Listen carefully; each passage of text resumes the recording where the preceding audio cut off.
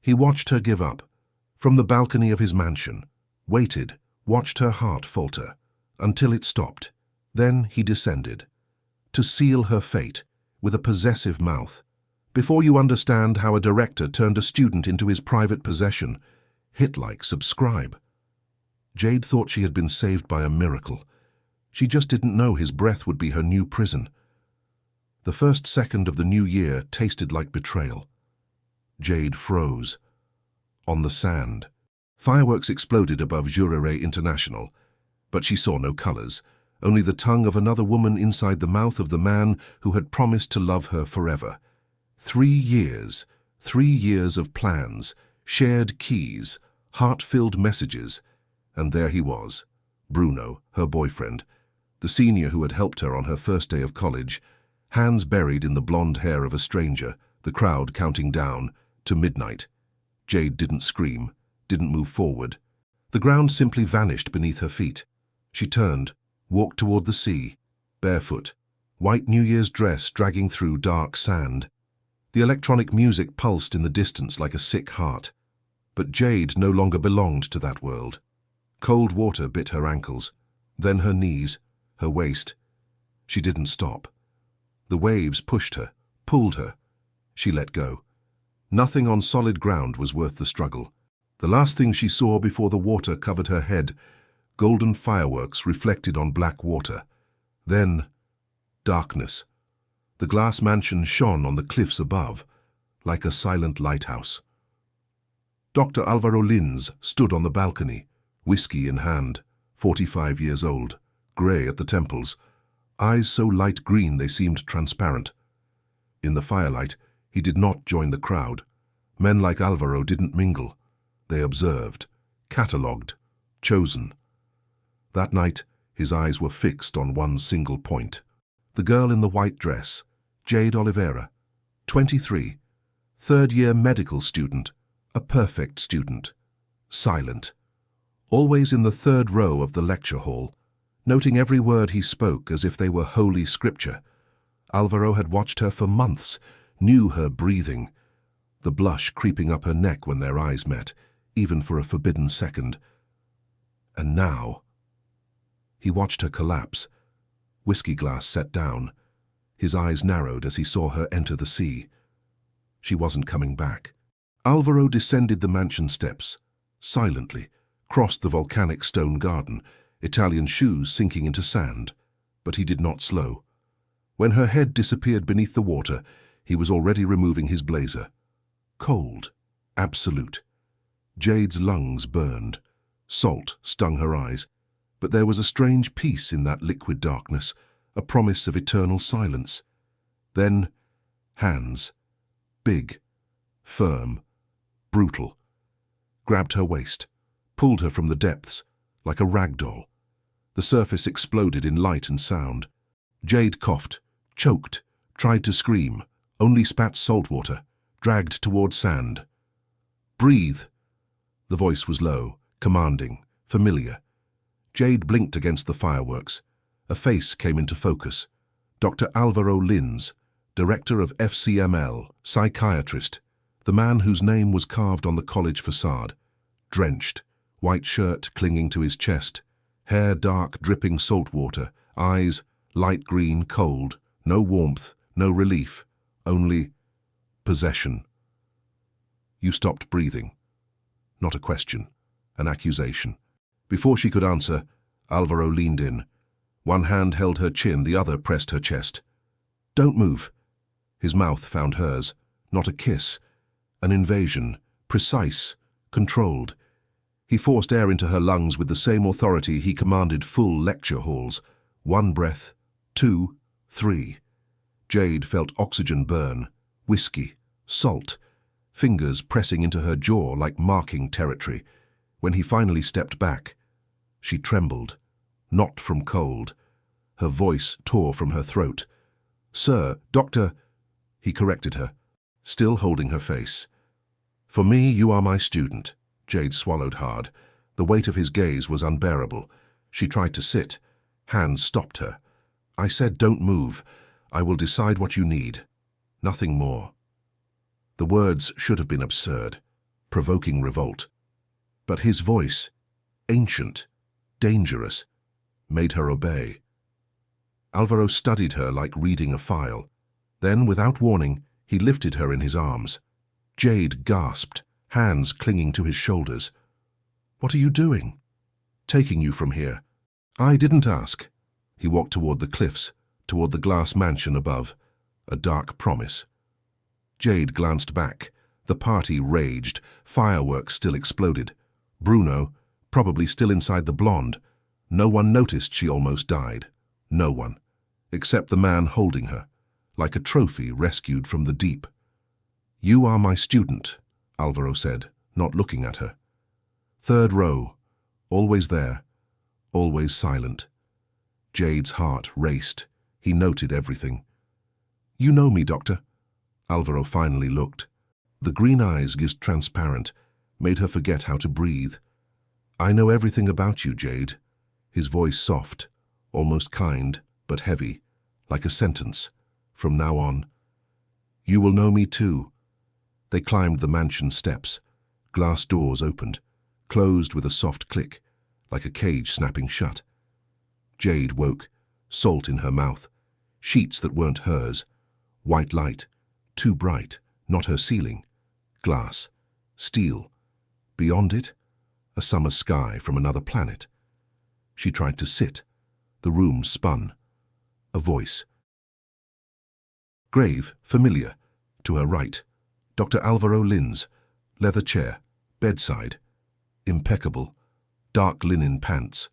White shirt sleeves rolled, grey at the temples, still damp from a shower. No trace of the man who pulled her from the sea. Hours, maybe 14. "You slept 14 hours straight." Jade blinked. The room was huge, minimalist, a full glass wall revealing the ocean below, waves crashing against rocks, trying to reach her, the same ocean that almost swallowed her. Memory hit like a punch. Bruno heard the blonde, fireworks, saltwater filling lungs, then his hands. Jade closed her eyes tight. The mattress sank. She opened her eyes. Alvaro sat too close. His scent filled the space. Amber wood, unnameable. "Look at me." Not a request. Jade obeyed. His green eyes studied her. Clinical, intense, like she was a rare specimen, a puzzle he would assemble piece by piece. "How do you feel?" "Confused." "Normal." "You inhaled salt water. Mild hypoxia." He reached for her wrist. Fingers on the vein. Surgical precision. "Your heart is still racing." Jade swallowed hard. "Because of me?" "Exactly." No arrogance, just fact. "I know the effect I have, especially on you." Her face burned. "Doctor, He released her wrist, but did not move away. "Here, you call me Alvaro, inside this room. This isn't appropriate." Nothing yesterday was. His eyes lingered on her lips. 1 second. But it happened. And now, she was in his house, in his bed. Using her clothes, Jade lowered her gaze. Only then did she notice. She wasn't wearing the white New Year's dress anymore. A grey cotton t-shirt, falling to mid-thigh. The fabric smelled of expensive softener. "And who changed me?" Her heart froze. "You were hypothermic. Drenched." "I'm a doctor, Jade." His voice was calm, almost bored. "I've seen thousands of bodies. Yours isn't different." The words should have sounded clinical, professional. They didn't. Jade pulled the sheet up to her chest. A useless gesture of protection.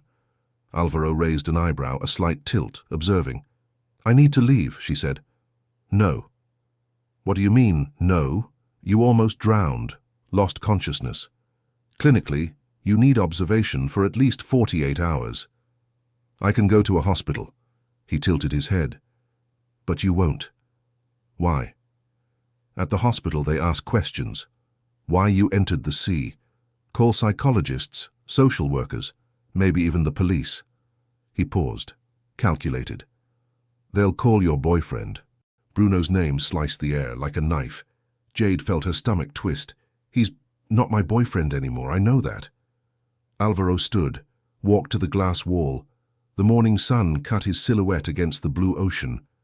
"I saw what he did. I saw from my balcony. He didn't turn. I saw the party. I saw him with her. I saw you run to the sea." Jade felt the air leave her lungs. "And you did nothing." "I did." Now he turned. Light green eyes pierced hers. "I saved you." Silence. Dense. Heavy. Jade wanted to scream. Insane. He could have shouted, stopped it. But the truth was more complicated. That morning, sunlight spilling through glass walls, ocean roaring below, the only person in the world who seemed to care about her was the man standing before the window. 48 hours, she whispered. 48 hours. Alvaro approached, stopped at the bed. Without asking, he touched her forehead with the back of his hand. "Still low fever. I'll bring antipyretics. I can take them myself." "I know you can." His fingers brushed her cheek, light, almost accidental. Jade shivered. "Why are you doing this?" Alvaro studied her. The sunlight turned his eyes into two pools of transparent green. "Because you need someone to care for you," he finally said, "and I decided that someone is me." Before she could answer, he stepped back. "Rest. I'll bring your breakfast in an hour." He paused at the door handle. "Thank you." The words left her lips before she could stop them. "For saving me." The corner of his mouth curved, not quite a smile, darker, satisfied. "Don't thank me yet, Jade." The door clicked closed, soft, leaving her alone in the glass room, heart racing, a strange feeling in her chest, gratitude, confusion, and something else she didn't dare name. Outside, the ocean kept beating against the rocks, but now it felt far away. A week had passed since New Year's. A week since she left the glass mansion with legs weak, mind scrambled. Alvaro had let her go, without resistance, without drama. Just an envelope, prescriptions, and his personal number for emergencies.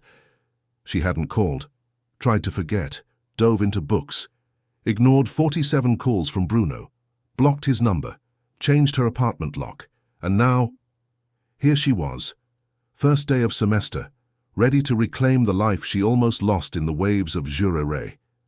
She descended the steps, sat in the third row, always the third row, same place as always.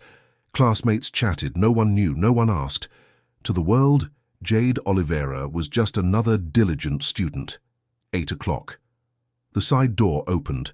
Air left her lungs. Dr. Alvaro Lins entered the lecture hall, as if the space had been built for him. Technically, it had. His family name was engraved on the building, on diplomas, bronze plaques. He wore a navy suit, no tie, first button open, hair combed back, temples grey. She knew that hair, felt the weight of those hands, heard the tone of his orders whispered in the dark. Alvaro approached the central desk, set a leather folder down, adjusted the lapel microphone, and then his eyes met hers. Jade's stomach plummeted, the same gaze from the beach night, clinical, possessive, as if she were the only person in this 200-seat hall. The corner of his mouth curved, almost imperceptibly. Then he looked away, started the lecture. Attachment disorders. His voice echoed, velvet over steel. Who can define it? Hands rose. Jade kept hers on her lap, fingers gripping the pen, hard enough to leave marks. Alvaro ignored the volunteers. "Miss Oliveira?" Her blood froze. "Yes, define attachment disorder." 200 eyes on her. She knew the answer. Of course she did.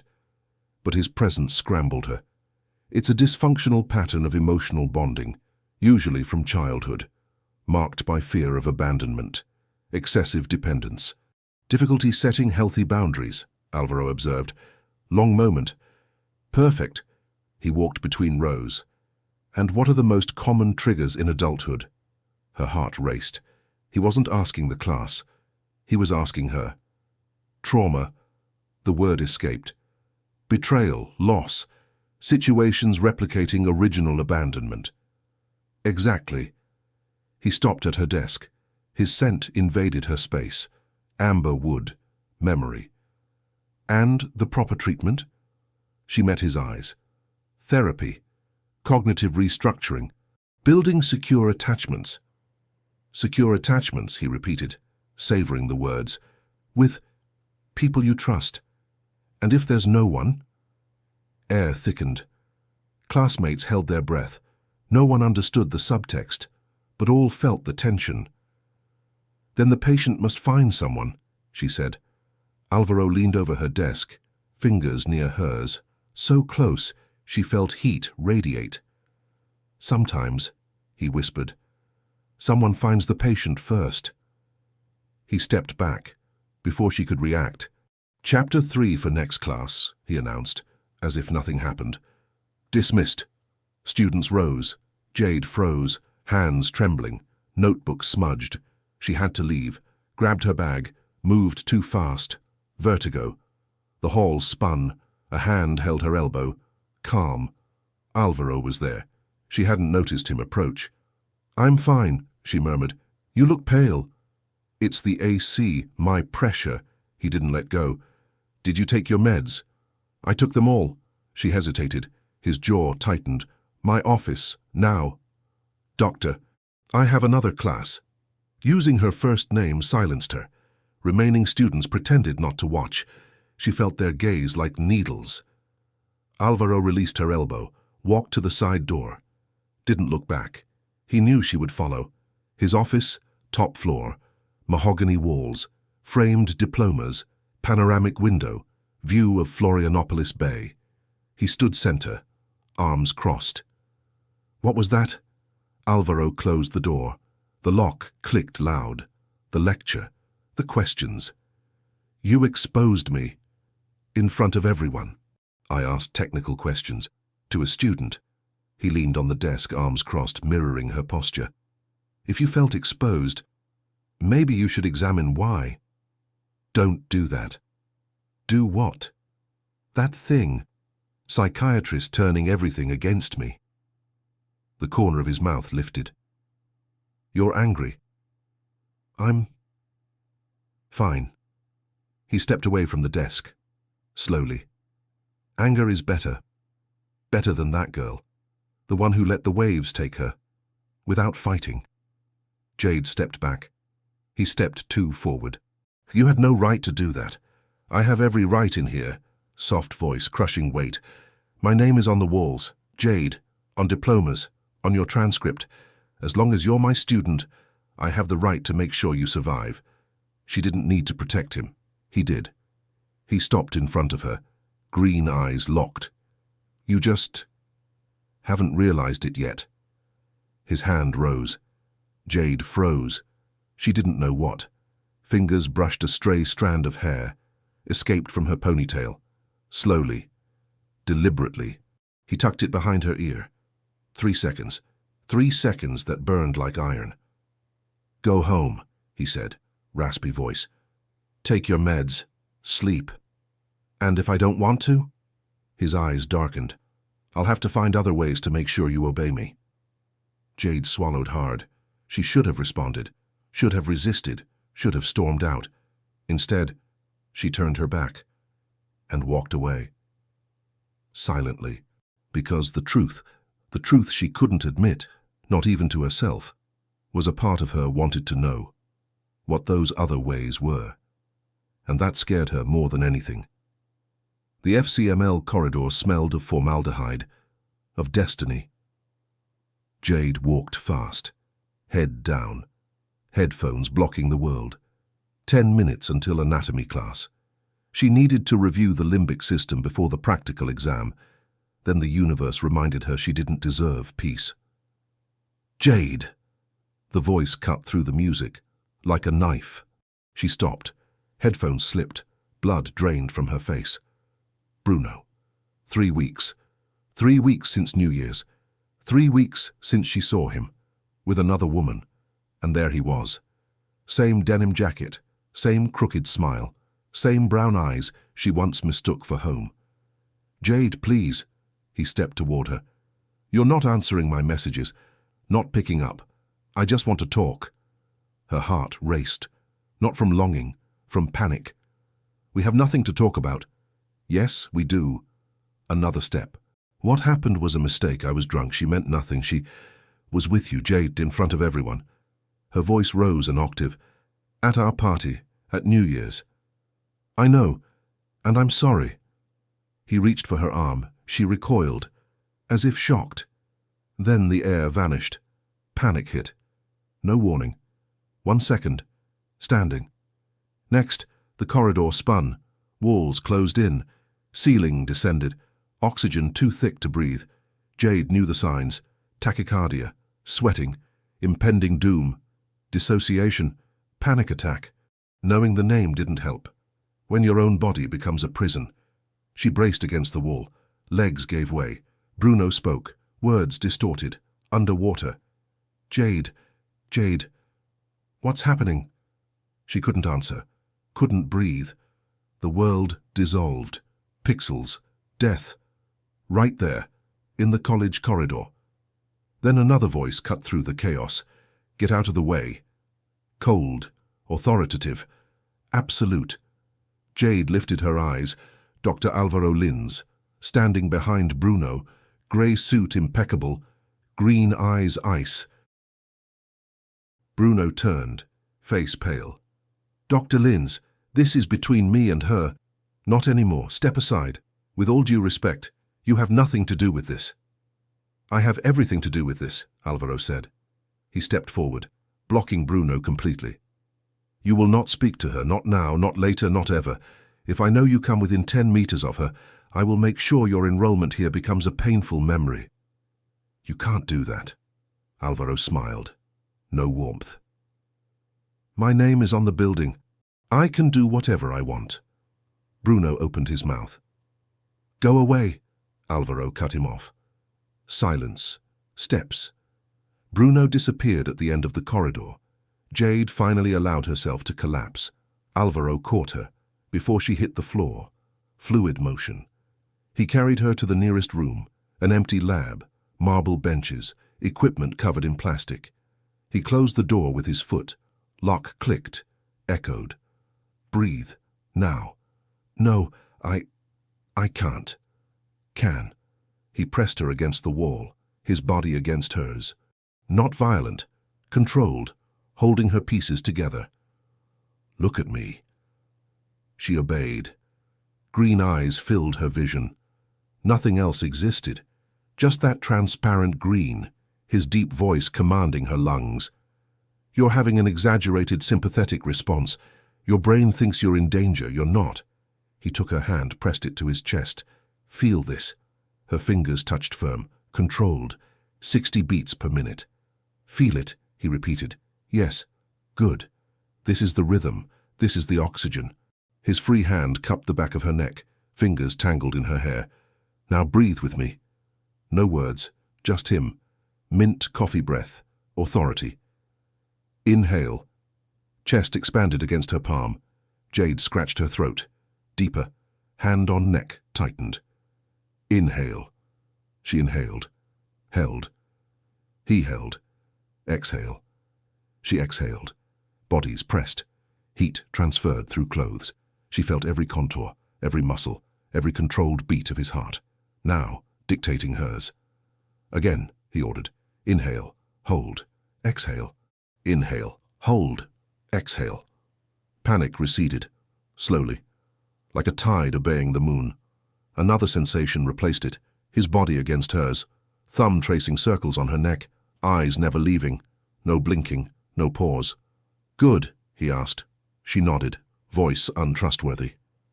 Alvaro, he looked for you before. The word dripped with contempt. Yes, calls, messages. I blocked him. But he got your new number. Jade swallowed hard. Hadn't thought of that. How did he know you'd be here? Alvaro continued. At this time, I don't know, is he following me? Ice returned, but now from within. You don't know, I know. His eyes darkened. I recognize a predator. Irony struck her, too tired to point it out. What do I do? Questions slipped, small, vulnerable. exactly the kind she swore she'd never ask anyone. Alvaro studied her. Hand on neck, other hand pressed hers to his chest. "Do you trust me?" "I don't know." Wrong answer. His thumb traced her pulse, where it spiked. "You trust me, Jade. You just haven't admitted it." "Manipulation," she whispered. "Truth," he said. He leaned in, lips a centimeter from her ear. "And as long as that boy wants to hurt you, you will be safe nowhere." "What do you suggest?" Audible smile. "You come to the only place I can protect you." Her heart froze. His mansion. My house. Correction. Smooth. Poisonous. My territory, where no ghost of your past can reach you. She should have said no, should have pushed, shouted. Run. Instead, she closed her eyes, felt his heart beat under her palm, controlled, 60 beats per minute, a metronome for her own destruction. "I'll think about it," she whispered. Hand squeezed her neck one last time. "You will accept. You just don't know it yet." He stepped back. The cold he left behind was the loneliest thing Jade had ever felt. A pill. White, small, harmless. Jade looked at it in his palm, as if it were a sentence. "What is this?" "Light anxiolytic." Voice calm. "Clinic. 0.5 milligram. Enough to stabilize her nervous system, without compromising cognition." They were in his office, same panoramic window, same smell of leather and ambition. But something had shifted. 3 days after the corridor crisis, Jade had changed. She wasn't sleeping. She wasn't eating properly. Every shadow in the hall. Bruno. Every vibration on her phone. A threat. The world had become a minefield, and she didn't know where to step. "I don't need the medicine." "Yes, you do. You need it." He stepped toward her. "You're in constant hypervigilance. Your prefrontal cortex is overloaded. If you continue like this, you'll collapse." "You're exaggerating." He raised an eyebrow. "How many hours did you sleep last night?" Jade avoided his gaze. "Some. 2, maybe 3. "And the night before?" Silence. He sighed, a measured patience that made her feel like a stubborn child. "You're a med student. You know what sleep deprivation does. You know untreated anxiety becomes chronic. Every panic attack sensitizes the amygdala even more." "I know. Then why are you fighting me?" The question hung in the air. She was fighting. He was a doctor, a psychiatrist, a specialist, in exactly the type of collapse she felt. If it were any other professional, any other teacher, she would have taken the prescription without question. But it wasn't anyone else. It was him. And something deep in her stomach screamed that taking that pill was accepting more than just treatment. "I can see another doctor," she said. "Sure, you can, but it will take weeks to get a consultation. And meanwhile, your ex will continue stalking you in the halls. You'll continue not sleeping, not eating, until one day your body gives up." That's emotional blackmail. This is reality. He extended the pill. "I'm offering a solution. You take it, or you keep suffering out of pride. Your choice." Jade stared at the small white tablet, so tiny, so harmless. "And if I become dependent?" "You won't," he said. Voice softened. "I will monitor every dose, every effect, every adjustment. Jade, you're not alone in this. I'm here." The words should have comforted her. Instead, they sounded like chains. She extended her hand. "To take the pill." He recoiled. "Not like that." "How then?" He didn't answer. Instead, his hand went to her mouth. Jade froze. His fingers brushed her lips. Thumb pressed the corner of her mouth, gentle, contradictory to the weight of the gesture. "Open," he said. "Command low, intimate, not questioned." She did. Placed the pill on her tongue, bitter, chemical, and along with it, his fingertip brushed the inside of her lower lip. A second, maybe less, but it burned as if it were eternity. "Swallow." She did.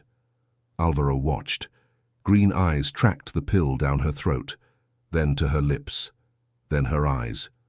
Good girl. Heat surged up her neck. Shame.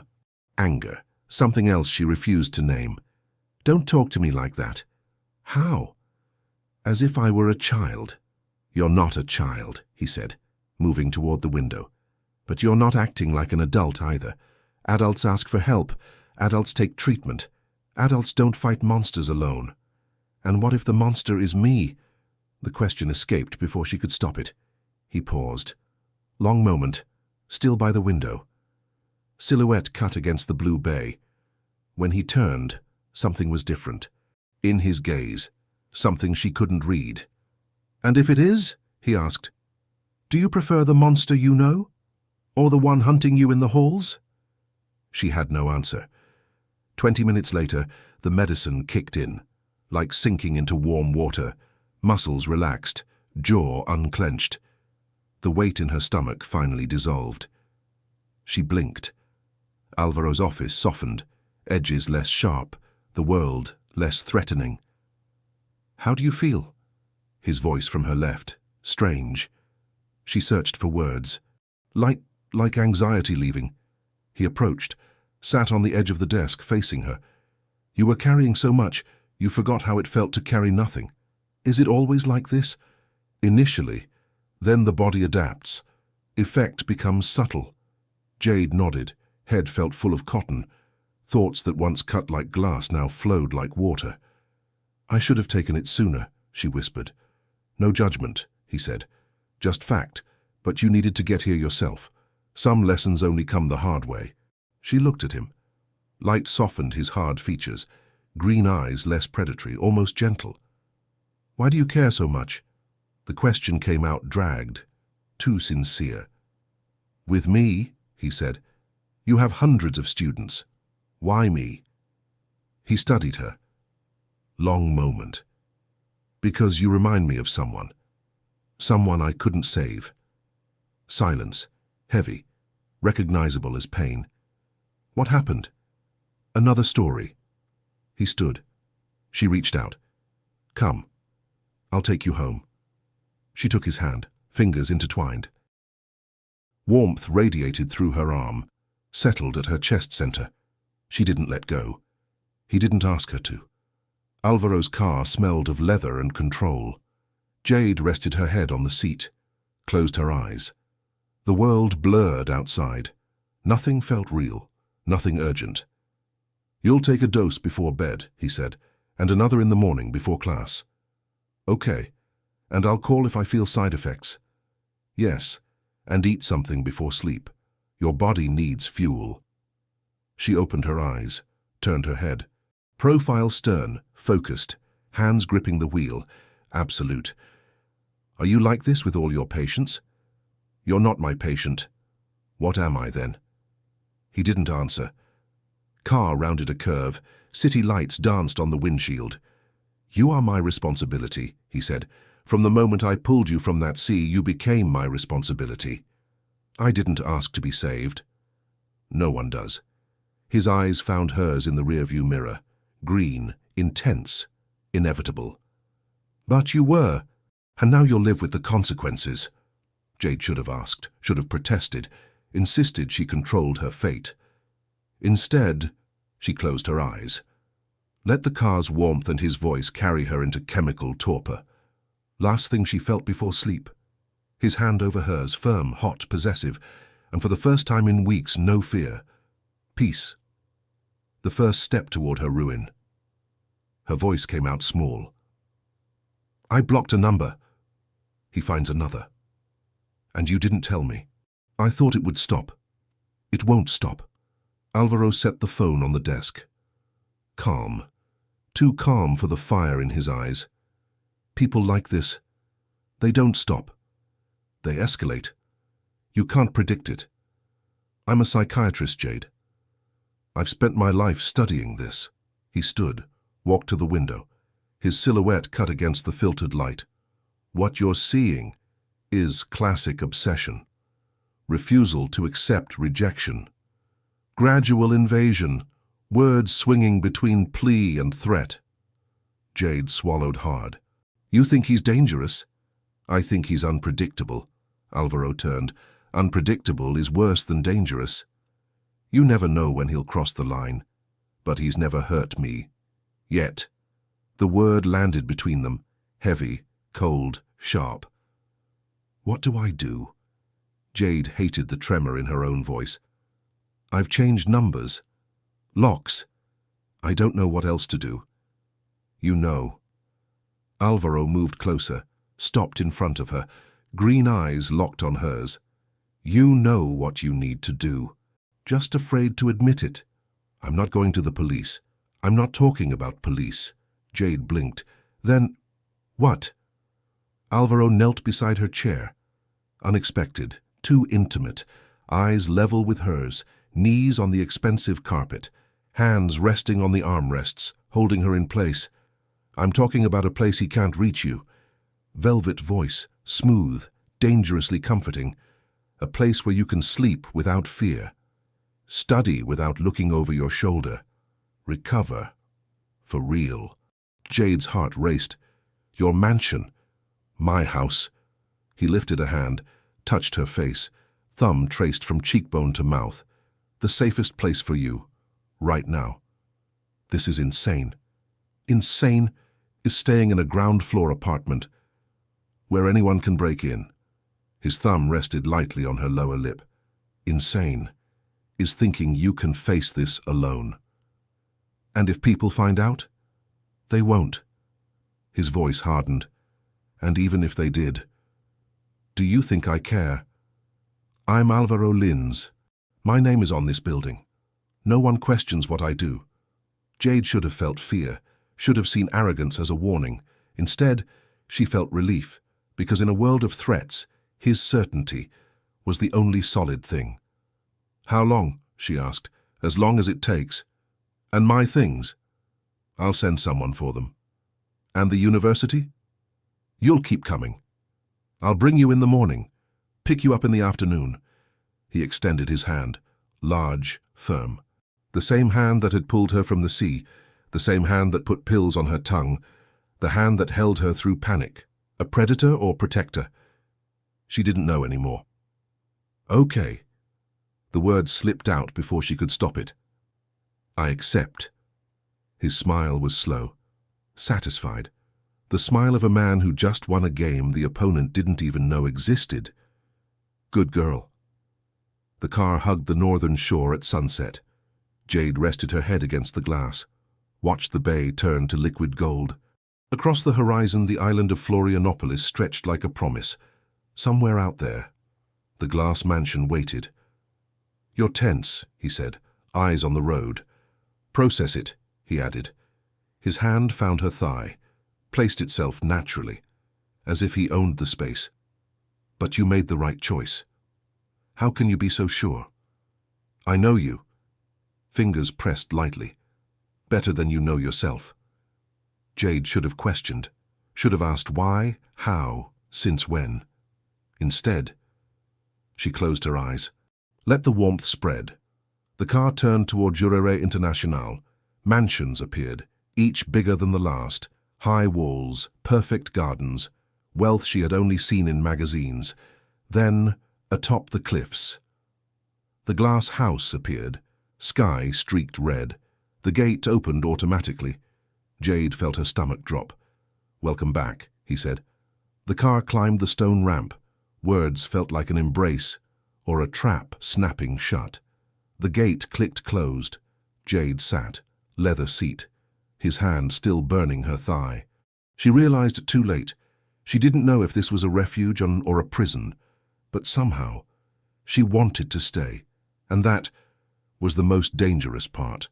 Her voice was small. I blocked a number. He finds another. And you didn't tell me. I thought it would stop. It won't stop. Alvaro placed the phone on the desk. Calm. Too calm for the fire in his eyes. People like this. They don't stop. They escalate. You can't know this. I'm a psychiatrist, Jade. I've studied this my whole life. He walked to the window, silhouette sharp against the light. What you're seeing is a classic pattern. Obsession, refusal to accept rejection, gradual invasions, words swinging between plea and threat.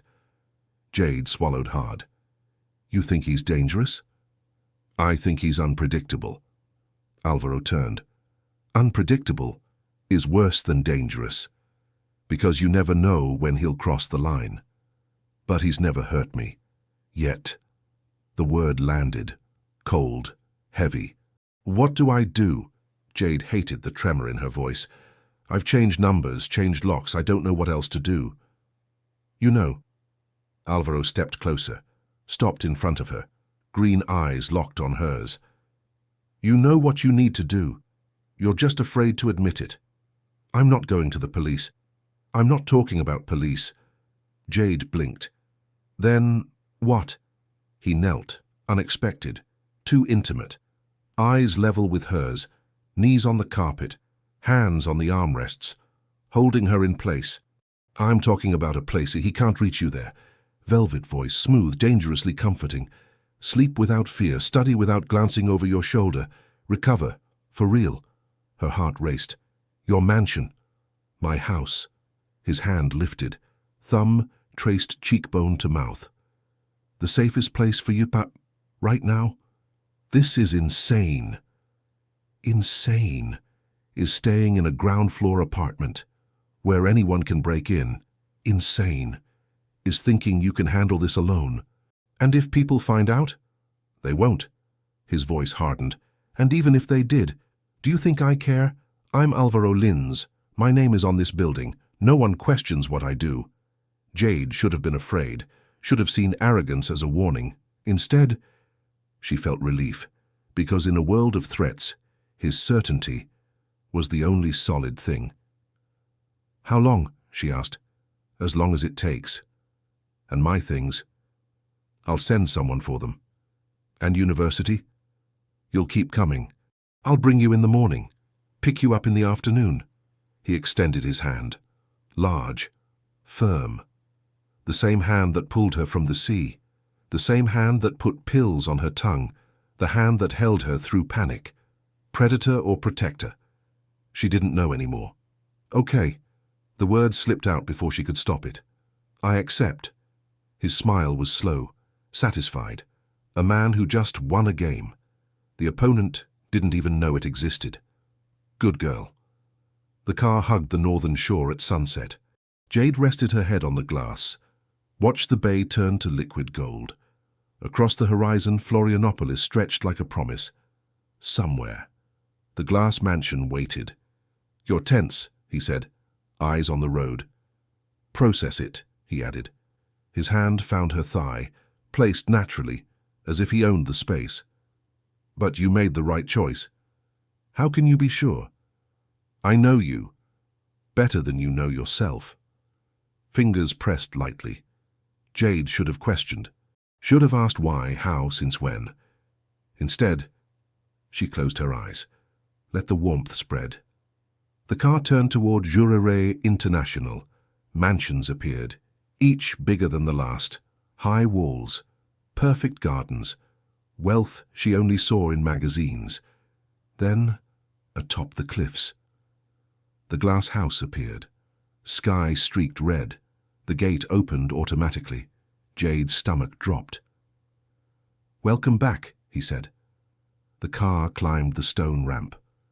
Words felt like an embrace, or a trap snapping shut. The gate clicked closed. Jade sat, leather seat, his hand still burning her thigh. She realized, too late.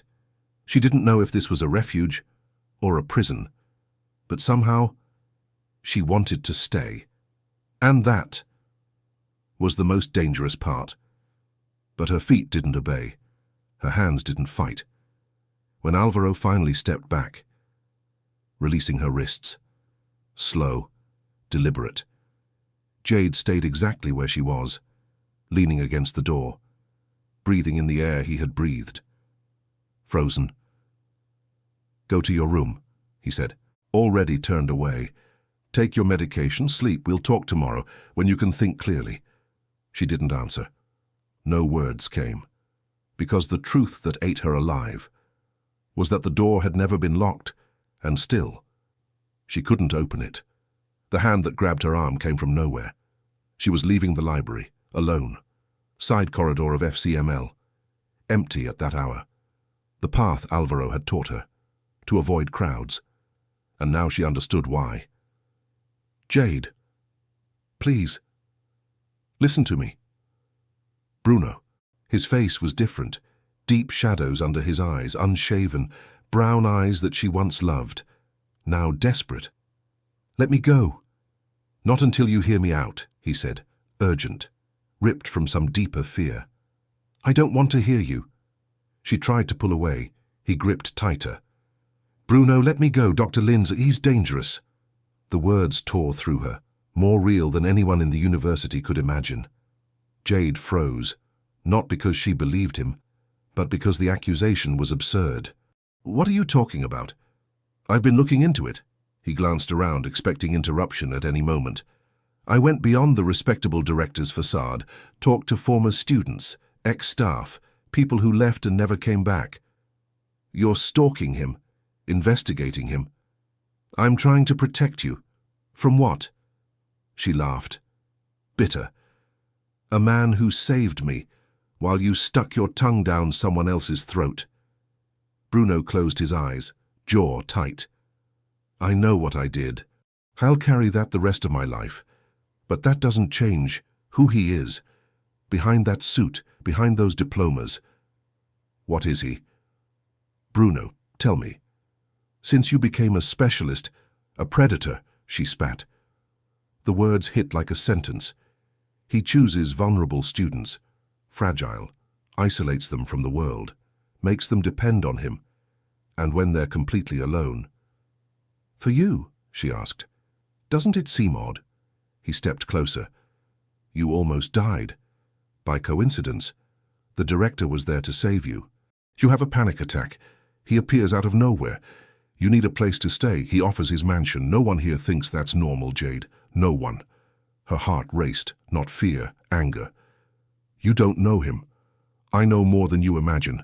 I know he's 22 years older than you. I know he's your professor. I know he has the power to destroy anyone's career here. If he wanted to. Bruno grabbed both her arms. This has a name, Jade. It's abuse. The word exploded. Blood rushed to her face. You betrayed me, she said. Low, venomous. You destroyed 3 years of my life in one night, and now you want to convince me that the only man who ever cared for me is a monster. She tore herself away, violently. You lost the right to worry about me. When you chose someone else, you are not my boyfriend, not my friend, you are nothing. I'm trying to save you. I've already been saved. Tears burned her eyes, but she refused to let them fall, and it wasn't for him. She turned, walked toward the elevator. He will destroy you, Bruno's voice echoed. And when he does, remember, I tried to warn you. She didn't look back. Alvaro's office was silent. She entered without knocking. He lifted his eyes. Expression shifted the second he saw her. What happened, Bruno? Her voice strangled. He cornered me in the corridor. Alvaro stood, crossed the desk in 3 steps, now in front of her. He hurt you? No, she breathed. He said things about you. What kind of things? That you're dangerous? That you manipulate students? That it's abuse? Silence. 5 seconds. Then Alvaro sighed, not surprised, tired, as if he expected it. Sit. She obeyed, legs shaking. He pulled the chair close, knees almost touching, green eyes studying her, calm, almost reassuring. What do you want to know? He asked. Is it true? Am I a predator who manipulates vulnerable students? She swallowed. Yes. Do you think I am?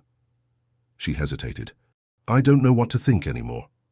Alvaro nodded slowly, as if her answer was exactly what he expected. Bruno betrayed you, humiliated you in public, left you broken. You went into the sea, no intention of coming back.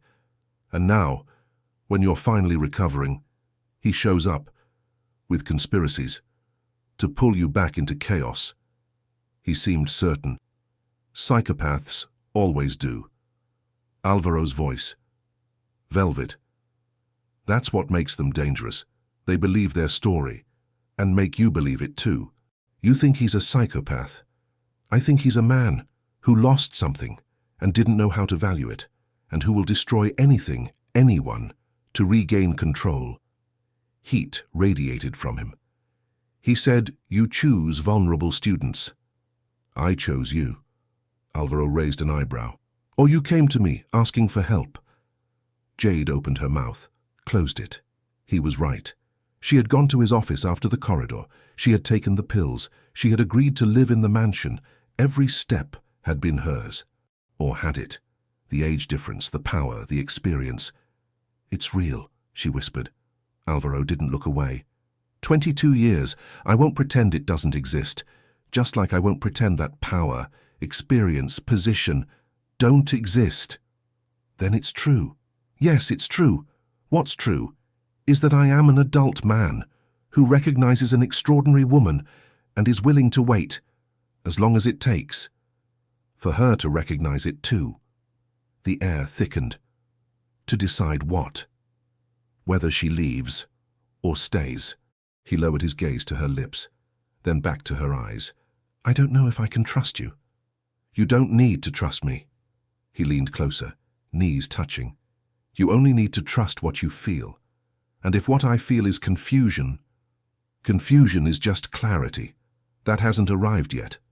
His hand found her face. Thumb traced jawline to chin, lifted her face to his. "Bruno wants you back," Alvaro whispered. "He'll say anything to get it. Turn care into abuse, protection into a cage. Because it's easier to paint me the villain than admit he caused your pain. And if he's right, then prove me wrong." Her eyes widened. "What? Prove I'm a monster?" He moved closer, breath brushing her lips. "Go out that door. Return to your apartment. Call Bruno, tell him I tried to keep you here and hope the world treats you with more kindness than I did." Jade didn't move. "Or accept that the man who pulled you from the sea, who gave you a roof, who held you through every panic, might be exactly what you need, even if the world doesn't understand." Alvaro chooses. Seconds stretched. She looked at the door, then at him, then at the hand still holding her face, firm, without permission, and then she made her choice. She closed the distance. Their lips met. Not gentle, voracious, possessive. His hands found the back of her neck, pulled her closer. His mouth claimed hers, as if marking territory, every second of waiting. Fuel. Jade grabbed his shirt, felt the low groan escape him, vibrate against her mouth. When they finally separated, both gasping. Alvaro pressed his forehead to hers. "Good girl," he whispered, and Jade, lips swollen, heart shattered, realized she had crossed a line, no return. Bruno was right about one thing. She was lost. But now, being lost was exactly where she wanted to be. She woke crying. Not the first time since the office kiss. 3 days had passed. Nightmares returned. Full force.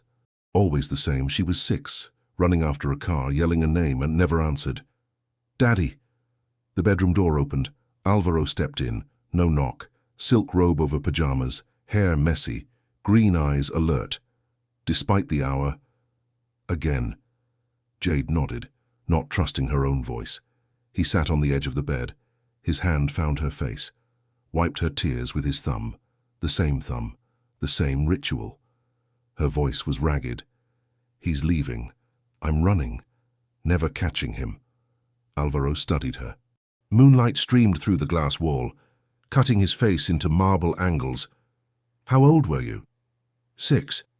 "And your mother? Always working?" "Always working."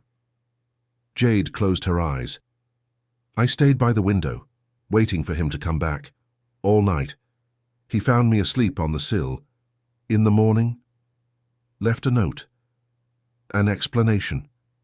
Nothing." The word hurt, as it always did. "One day he's there, the next, gone, as if I never existed." The silence was thick. "Do you know why the nightmares returned?" Alvaro asked. She opened her eyes. "Because of Bruno? Because of you."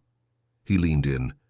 "You've spent years building walls, locking that pain away, where no one could reach. And now, the walls are falling. Is that bad?" "Depends." His hand moved from her face to her shoulder, pressed. "If you let the pain consume you, it will destroy you. But if you let someone guide you through it, someone like me—" The corner of his mouth curved. "There's another option." She should have said yes, named friends, therapists, family, anyone, besides the man watching her with ownership in his eyes. But the truth, there was no one. Alvaro had become her whole world. "Come with me." She hesitated. "To where?" "You're tense, shaking. You need to relax before trying to sleep again. I can make tea. Tea won't fix what you have." His eyes were firm. "Trust me." 3 words. 3 words she could no longer refuse. She took his hand. The master suite bathroom, bigger than her old apartment. White marble, soft indirect lighting. A sunken tub, a miniature pool. Alvaro turned on the tap. Steam and lavender filled the air. "What are you doing?" "Taking care of you." "I can bathe myself." "Yes, but you won't." The air thickened. "You've spent your life caring for yourself, since you were 6, when your mother worked too much, and your father vanished. Without looking back, you learned not to depend on anyone. That asking for help was weakness." The words hit like bullets. "That's not true." He stepped closer. "Then why did it take you so long to accept my help? Why fight every pill, every advice, every gesture of care?" "Because I didn't know you. And now I do." He stopped in front of her. "Then let me do what no one ever has." "What?" "Truly care for you." Her heart pounded, so loud she was sure he could hear it. This isn't appropriate. Nothing between us is appropriate." His hands found the hem of her nightgown. "But you've passed the point of caring about that. You already have." Jade swallowed. He was right. She'd crossed so many lines she no longer knew the boundaries.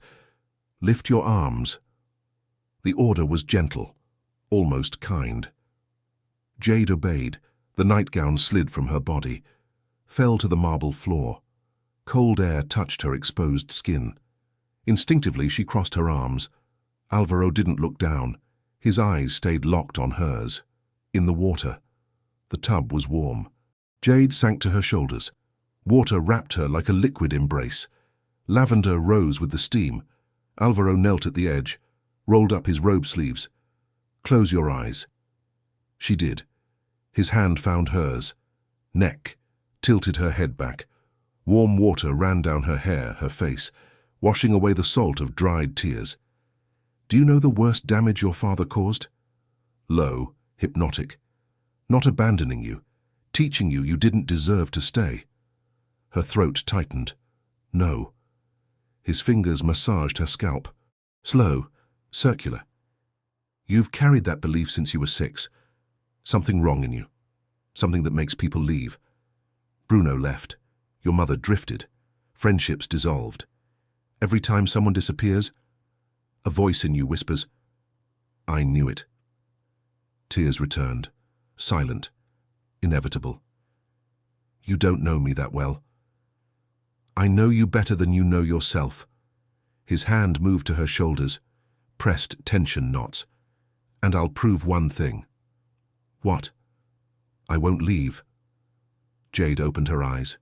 Alvaro leaned over her, face inches away, green eyes burning with something she couldn't name. "You can scream at me, push me, try to run. Doesn't matter. I'll be here, because you are my responsibility now. You are so much more than that." His hand rose through the water, found hers, fingers intertwined. "You are mine, Jade. Since the moment I pulled you from that sea.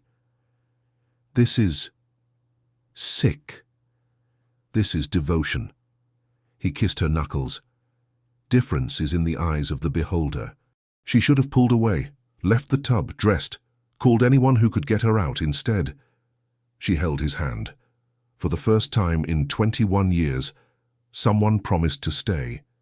And she wanted to believe, even if it was a lie, even if it was a trap. She wanted Alvaro. He dried her like she was made of crystal, every inch of skin reverently, making her feel more exposed than naked. He put a clean nightgown on her, combed wet hair, took her back to bed. When she lay down, he lay beside her, not under the covers, over them, fully clothed, arm around her waist, body curled around hers, whispered in the dark, "Sleep. I'm here." She closed her eyes. His warmth radiated across her back, breath moved hair on her neck, weight of his arm. An anchor. She should have feared. Instead, she felt peace. The same venomous peace of the sea sedative. "Promise me you won't leave." 3 heartbeats of silence. "I promise," he said. "You'll never have reason to ask again." Not a response. A sentence. Jade, too exhausted to tell the difference, let sleep take her, into the arms of the man who filled the emptiness her father left, with something far more dangerous. Notes, written in elegant handwriting she would recognize anywhere. 23:47. Subject shows signs of dissociation, erratic movement toward water. 23:52. Submersion. Await full surrender. 23:54. Initiate. Claim. No rescue. Claim only by me. Claim only by him. He had timed the exact moment her soul would give up, so only he could bring her back. Jade dropped the papers. Her legs gave out. She sank into the chair without feeling the impact. It wasn't coincidence. It wasn't fate. There was no savior appearing at the right moment. He watched. He timed it. He let her break, so that when she returned, only his breath could keep her alive. "You found me." The voice came from the doorway. Jade turned. Her body didn't obey at first. First, the ice in her veins, then the tremor in her hands, then complete paralysis. Alvaro stood in the frame, impeccable suit, hands in pockets, the face of a surgeon about to explain a procedure already completed. "You let me succumb." Her voice was broken, almost inaudible. "I allowed you to reach the limit." He entered the room, closed the door behind him with a soft click, "so that when you returned, only my breath could sustain you." His calm was the final blow. "You stayed up there, while you surrendered to the abyss." He walked toward her, slowly, without rush, as if he had all the time in the world. "If you had come down earlier, you would have refused help, gone back to the party, back to Bruno, stayed in that half-life you called existence." Jade felt the tears before realizing she was crying. "You could have lost me forever, but you didn't." He stopped in front of her, green eyes studying her, like a collector examining a rare piece. "I calculated every second, every wave, every breath you let escape, and I reached the exact moment your body gave in, but your soul could still be claimed only by me." The word fell like venom. "I'm not an object. You are my masterpiece." The silence stretched into eternity. Jade looked at the photos scattered on the floor, at the dark monitors that stored records of every moment of her destruction, to the man controlling every piece of her existence, since the night she thought she had been saved. The cold of the mahogany walls contrasted with the heat radiating from his body. "Why?" she whispered, broken. "Because I saw you." "What?" "At the college, 2 months before New Year's Eve." His voice was almost gentle, now dangerously soft. "Sitting in the 3rd row, writing down every word of mine as if they were sacred scriptures, so broken inside I could hear the sound of your soul cracking. Every time I cited a clinical case," he paused, eyes piercing hers, I wasn't teaching the class, Jade. I was preaching to you. The air left her lungs. You chased me. I chose you. His fingers found her chin, lifted her face. I memorized every detail, every wound, every emptiness, and when I found out you'd be in Jurere on New Year's Eve, I knew it was time to claim you. Tears ran down Jade's face. Silent, hot, useless. She should have felt disgust. She should have felt rage. She should have sought help. Told someone. Escape this mansion. Never look back. But her body didn't obey. Her mind screamed, but her legs wouldn't move. I should hate you, she whispered. You should, he said. His thumb wiped a tear, the touch almost gentle. But she couldn't. She should leave through that door, she should. He leaned in. His scent enveloped her. Amber wood, the smell of the only place that felt safe, even if it was a trap. But you won't, because I'm the only thing left for you. His mouth stopped a centimeter from hers, and because deep down, she always knew something was wrong, she just needed an excuse to stop fighting. Jade closed her eyes, allowed his darkness to consume her. When Alvaro's mouth met hers, there were no sparks, no romance, only the confirmation of total defeat, the capitulation of a war. She didn't even know she was losing. She clung to his suit, the only solid thing in a world that had just collapsed, fingers dug into fabric. Her body molded to his, not from desire, but inevitable surrender.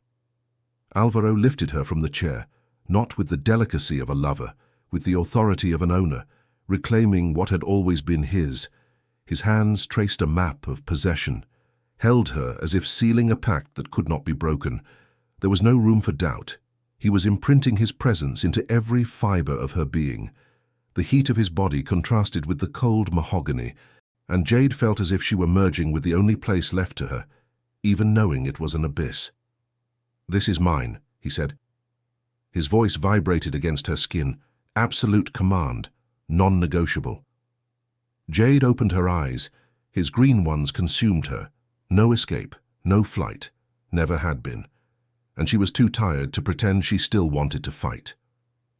"I'm yours." The words sounded like a lock clicking shut, the final sentence of a trial where she was defendant, and he was judge, jury, and warden. Alvaro didn't smile immediately. First he stared, long, like a collector admiring a work of art finally acquired. Eyes tracing her face, tears, surrender etched into every line. Then the corner of his mouth curved. "Good girl." The whisper was final validation, the reward for stopping her fight. He lifted her into his arms, carried her out of the sanctuary, into the darkness of the mansion, to the next phase of a prison that needed no bars. Jade rested her head on his shoulder, eyes closed, mind empty. Will finally silenced. She knew the truth now. Every moment of care was calculated, every word of comfort, manipulation. The man carrying her was the architect of her finish line. And still, she surrendered, because fighting required strength, and Jade had nothing left. She finally understood. The glass sea wasn't where she almost drowned. The glass sea was him, and she had just accepted to sink forever. She moved like an extension of him, a shadow that had forgotten how to shine. "Do you see how they look at us?" Alvaro whispered. Jade didn't answer. She didn't need to. Envy hung in his voice. "Everyone wants to know how I got a woman like you. Perfect, dedicated, shaped." Shaped. The word cut the air between them. That's what she was. Clay molded by his hands, marble sculpted by his will, a blank canvas painted only with his colors. "I have a gift for you," he said. The music faded. Jade lifted her eyes, the last ounce of curiosity she could manage. A gift, a mark. He guided her to the center of the ballroom. Guests parted, forming a circle around them, something to show the world who she belonged to. Her heart should have raced, should have been afraid, or hopeful, or even alive. But she felt nothing, nothing but the familiar emptiness that had become her only companion. A black velvet case appeared in his hands, as if conjured. Whispers rose, phones lifted. The medical elite of Florianopolis held their breath together. Alvaro opened the case. Diamonds caught the chandelier light, fractured it, returned it in 1,000 sparkling fragments. A necklace fit for royalty. Delicate, strange, completely inescapable. "This belonged to my grandmother," he said, loud enough for all to hear. "She wore it on her wedding day. My mother wore it too, and now—" He stepped behind her. His fingers brushed her neck. The clasp clicked open. "It finds its true owner." The weight of the diamonds encircled Jade's throat. A cold embrace. A luxurious collar. Applause erupted, flashes, smiles, toasts. Jade touched the stones, cold, hard, unavoidable. Alvaro leaned close. His lips brushed her ear. "Now everyone knows," he whispered. Too low for anyone else to hear. "You are exactly where you were always meant to be." "Where?" The question slipped out before she could stop it. "In my guard," he murmured. "Forever." Jade closed her eyes, for a second. When she opened them, the smile was back, perfect, practiced, empty. "Thank you," she said to approaching guests, "for congratulations. I'm a lucky woman." Words without weight, no truth, no soul. Exactly as he had taught her. The hotel balcony overlooked the ocean. Jade leaned against the iron railing. The music throbbed inside. Laughter echoed, distant. The same ocean that almost swallowed her a year ago. She touched the necklace again. Diamonds warmed under her fingers, but the weight remained. Constant, unescapable. Footsteps behind her. She didn't turn. "No need." Thinking about jumping, the same dark humor threaded through his voice. "The same sea that almost took you. The same sea where I pulled you from." He stopped beside her, elbows resting on the railing, profile sharp against the night sky. "Do you regret it?" The question caught her by surprise. He never asked. He never questioned. He ordered. He determined. "To have been saved?" Jade looked at him. Green eyes reflecting the party lights. 2 polished emeralds. "I was not saved," she said finally. "I was claimed." And what difference did it make? Salvation implied freedom. Being claimed implied possession. Silence stretched between them. Alvaro laughed low, satisfied. "You finally understand." "I understood a long time ago." Her voice flat. No accusation, no resentment. Just fact. "I just took time to accept it." She breathed in. Salty air filled her lungs. The same air she mirrored over Jurere's icy waters. The same air he forced her to breathe when he decided she would live. "Some prisons have no bars," she whispered, touching the diamonds. "They have jewels." He turned to her. His hand found her chin, lifted her face until their eyes met. "You are unhappy. I am yours." The answer came automatic. Programmed. Happiness was never part of the contract. Something crossed his eyes. In another man, it might have been doubt, remorse, humanity, but it vanished as fast as it appeared. "Come," he said, releasing her chin. "The guests are waiting for the toast." Jade nodded, adjusted her crimson gown, touched the diamonds one last time, composed the empty smile, her permanent mask, and followed the man who had orchestrated her destruction. Back to the party. The toast. Midnight. Alvaro raised his champagne. Jade did the same. "Perfection," he said, looking into her empty eyes. "And patience. The patience it took to sculpt you." Glasses clinked. Golden liquid slid down Jade's throat. She did not taste it. Alvaro's hand found her waist, pulled her into a kiss. In front of everyone, flashes exploding, the kiss perfect, practiced, a performance for a crowd that adored them. They parted. Jade smiled for the cameras. The woman in red, diamonds around her neck, Alvaro's rarest conquest. The student turned obsession, the shipwreck turned trophy, the girl who had been broken and allowed herself to be rebuilt in the hands of the man who let her sink. No one saw the truth behind the shine, No one noticed her eyes were glass, her smile a sculpture. Inside the red dress she had drowned in Jureray's waters 1 year ago, what remained, the perfect dome Alvaro built around emptiness. Jade touched the diamonds again. The weight, comforting. Now like chains you stop noticing after years of wearing. She looked at Alvaro, the man who wrote the script of her life before she even knew she was being filmed, and she accepted it. Not with peace, not with joy, not with hope, only with the absolute surrender of someone who finally understood. There was never another ending possible. The glass sea had swallowed her that New Year's night, and here, under the diamond's light and the gaze of her owner, Jade finally understood. His breath was all she had left. She did not need the surface. She was now part of the abyss.